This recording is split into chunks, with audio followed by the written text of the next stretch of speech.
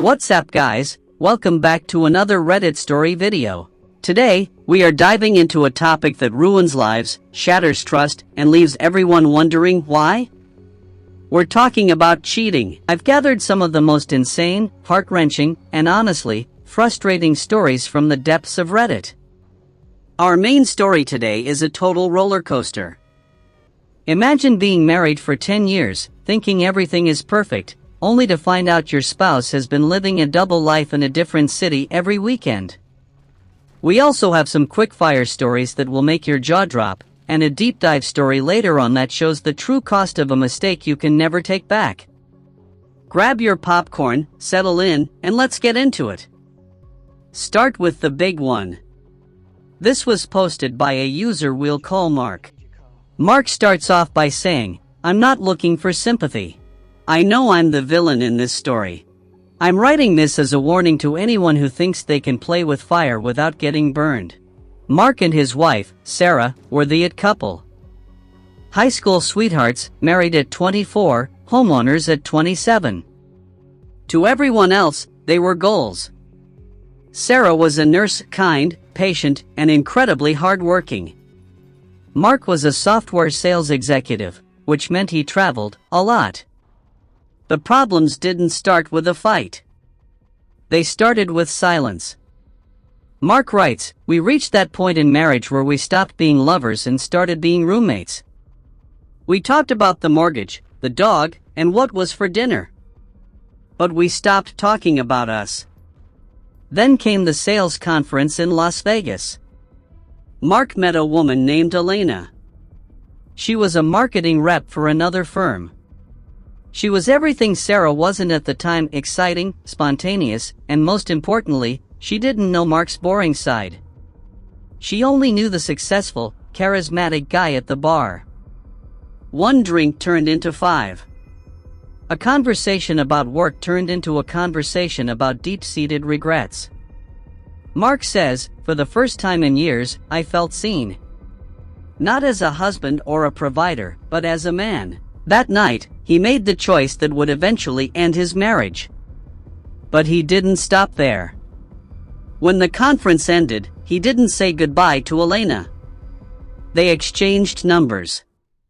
For the next 6 months, Mark lived a lie that was so detailed, it's scary. He used his work trips as a cover. Since he already traveled for sales, it was easy to book an extra night in a city or take a layover that lasted 2 days. He was spending half his month with Sarah in their quiet suburban home, and the other half in luxury hotels with Elena.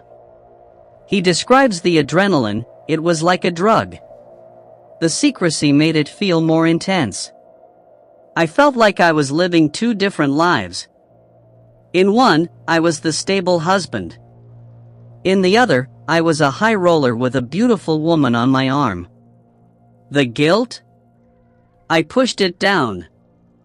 I told myself that as long as Sarah didn't know, it wasn't hurting her, but lies have a way of growing legs." Mark started getting sloppy. He started forgetting which stories he told to which woman. He once thanked Sarah for a meal she never cooked. He called Sarah Elena in his sleep, and luckily, she thought he said Eleanor, an old aunt of his. But the real breakdown started when Elena wanted more. She didn't want to be the travel girlfriend anymore. She wanted to meet his friends. She wanted to see his home. She didn't know he was married. Mark had lied to her, too, telling her he was a divorced bachelor. He was trapped between 2 women, 2 lives, and a mountain of lies that was about to collapse. Things started spiraling when Elena decided to surprise Mark. She didn't have his home address, but she had his company name and his LinkedIn.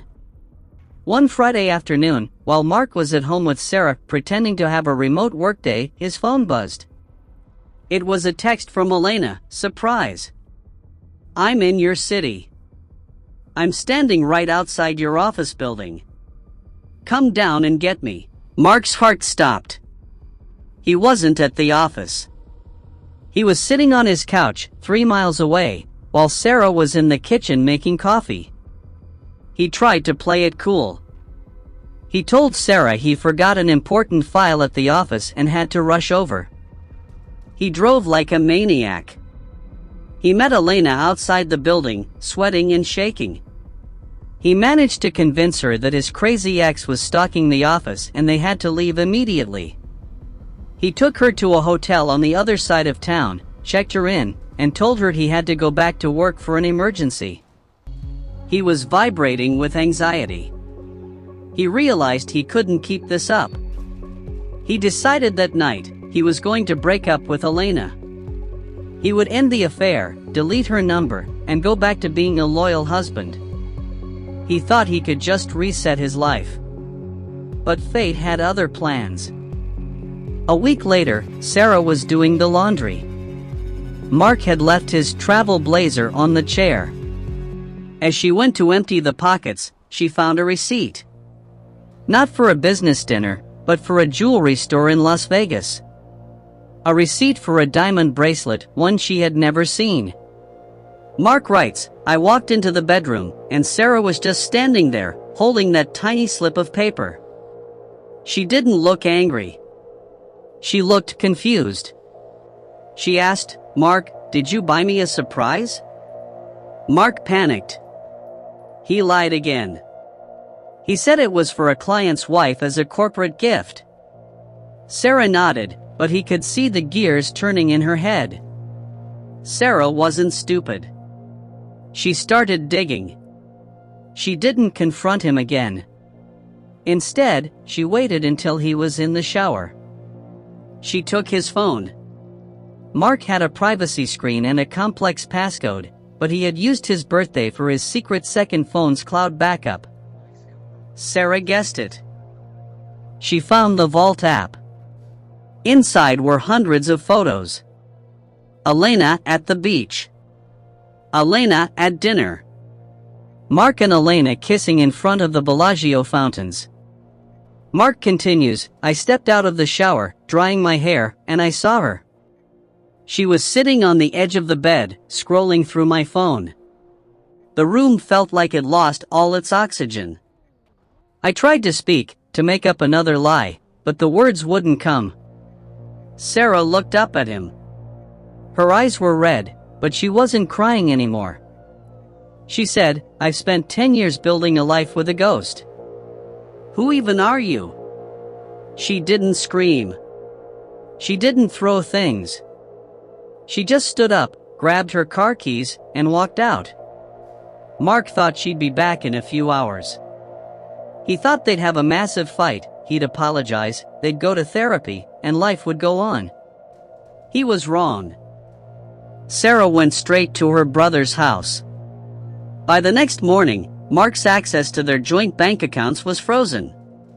By Monday, a process server was knocking on his door with a restraining order and divorce papers. But the nightmare wasn't over. Elena, feeling ghosted by Mark, had done some digging of her own. She found Sarah on Facebook. She sent Sarah a message, "Hey, I think your husband is cheating on me with you." Elena thought Sarah was the mistress. The two women met up. They sat in a coffee shop and compared notes. They realized Mark had been telling them both the exact same lies, taking them to the same restaurants, even using the same pet names. Mark writes, "I lost my wife. I lost the woman I was having an affair with." But then, it hit the office. Sarah was friends with my boss's wife. Within a week, HR called me in. My travel expenses were under review. They found out I had been using the company card to pay for Elena's hotel rooms during my business trips. Mark was fired for embezzlement. In less than 14 days, Mark went from having a perfect suburban life, a high-paying job, and a beautiful mistress, to being a jobless, divorced man living in a studio apartment with nothing but a suitcase and a mountain of legal fees. He ends his post with this, "I see Sarah sometimes at the grocery store. She looks happier now. She's with someone else, a guy who looks like he actually deserves her." Me?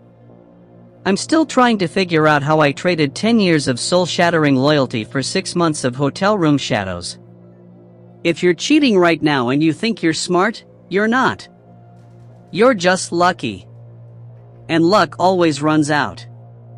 Alright guys, that first story was heavy. Mark really nuked his entire life. But sometimes, the fallout from cheating happens in an instant. These next few stories are from people who got caught in the most quick-fire ways possible. No long build-up, just instant karma. Story 2, The Fitness Tracker Betrayal. Our first quick-fire story comes from a guy who thought he was being smart by working out late at night. He told his girlfriend he was training for a marathon and would go for 2-hour runs at 11 p.m. The problem? They both had their fitness watches synced to the same app to motivate each other. One night, his girlfriend is scrolling through the data and notices something weird.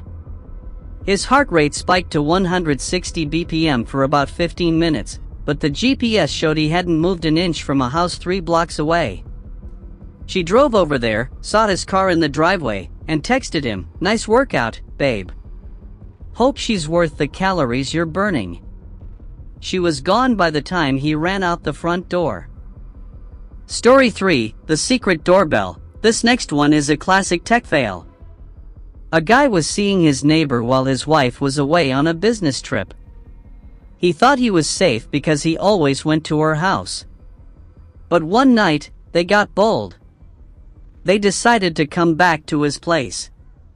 He knew his wife checked the Ring doorbell camera, so he told his mistress to crawl under the sensor so the motion light wouldn't go off. It worked. The camera didn't trigger. But what he forgot was the smart vacuum. His wife had scheduled the Roomba to clean at 2 a.m. The vacuum bumped into the mistress's heels, which she had left by the door. The vacuum got stuck, sent an error notification to the wife's phone with a camera view to show the obstruction. The wife saw a pair of red stilettos sitting next to her husband's sneakers. Busted by a vacuum cleaner. Story 4, The Shared Clipboard. If you have an iPhone and a Mac, you know about the universal clipboard where you copy something on your phone and can paste it on your laptop. Well, this guy was texting his side piece some very graphic, very specific dirty talk while his wife was downstairs using his MacBook to print out some tax forms. He copied a long, suggestive message to send to the other woman, but before he could hit send, his wife accidentally hit paste into a search bar on the laptop. She read the whole thing in 4K resolution. She didn't even yell. She just printed the message out, put it in an envelope, and left it on his pillow with a note, "Interesting creative writing. You're evicted." Story 5, The Wedding Day Disaster. Last one for this segment. This wasn't a long-term affair, it was a one last fling. A groom-to-be hooked up with a bridesmaid 2 nights before the wedding.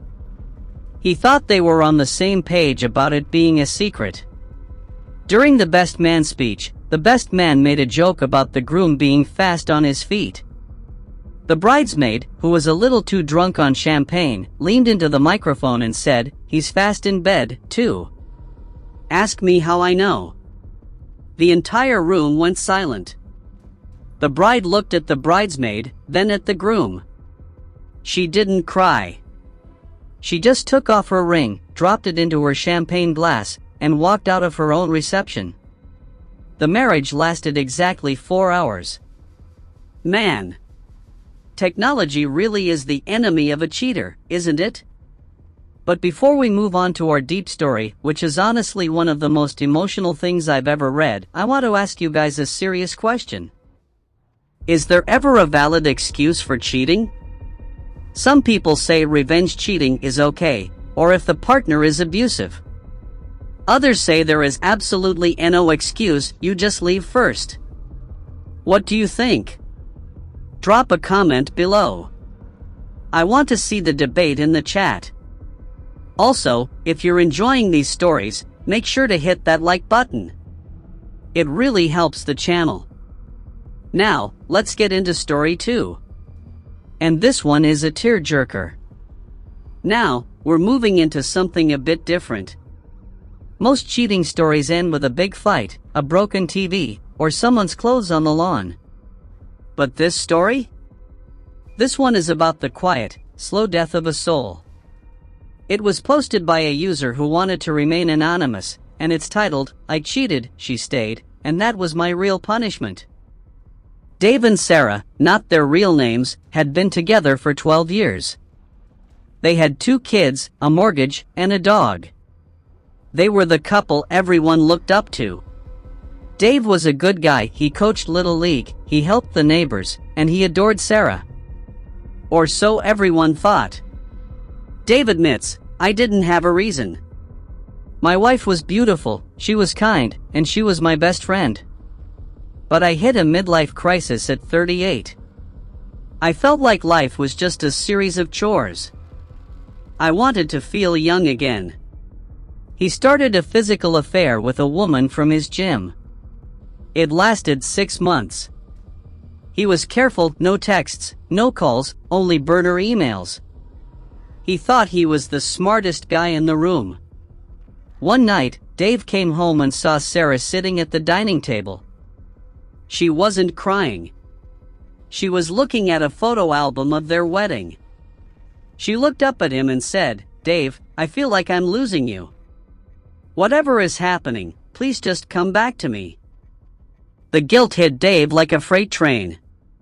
He couldn't take the good guy mask anymore. He sat down and told her everything. Every date, every lie, every detail. He expected her to scream. He expected her to throw him out. He almost wanted her to, so he wouldn't have to look at her anymore. Instead, she just whispered, "Okay. We will fix it." This is where the story gets dark. Sarah stayed. She didn't leave. They went to therapy. They went on reconnection vacations. But Dave realized that by staying, Sarah had become a shell of herself. She stopped laughing, Dave writes.